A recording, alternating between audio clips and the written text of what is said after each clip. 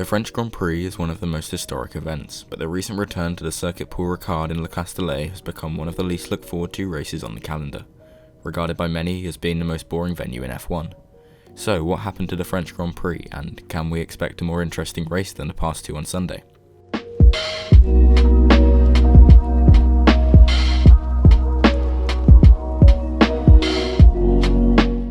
The French Grand Prix has been held at a multitude of venues over the years, 7 to be exact.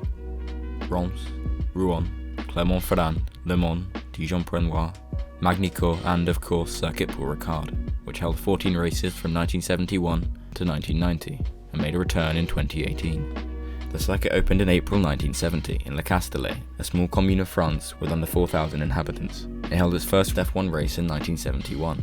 Replacing the other French Grand Prix venues of the time due to expansive runoff areas and modern facilities, regarded as the safest racing venue in the world for the time. However, the races were not great spectacles and therefore the French Grand Prix moved to Magny-Cours. While the venue was out of use for F1 races, it was bought by a company owned by Bernie Ecclestone, and they converted it into the unique location we know today. The most notable change was to the runoff areas. The use of high-grip asphalt replaced the gravel traps and provided more safety and was less damaging to cars.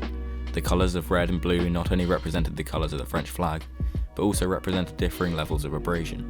This was met with mixed reception, however, as it was clear from the first race that cars could cut corners or, heaven forbid, exceed track limits without any risk. Other modern technologies implemented into the circuit include newer Tech Pro barriers, which reduce impact on drivers, as well as a sprinkler system that could simulate wet weather races. More layouts were added over the years, eventually reaching a total of 169.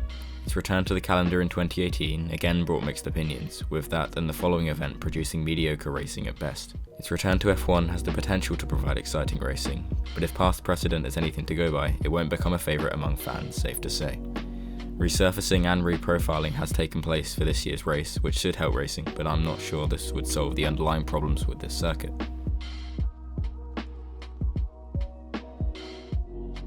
Now a lap of the track. I haven't studied French in a while, so I think it's probably best to stay away from the pronunciations as well. The current lap is held by Sebastian Vettel, unusually, with a time of 1 minute 32.7 seconds, which he completed on the last lap of the race. The circuit is 5.84 kilometers long, with 15 turns, resulting in a 53-lap race.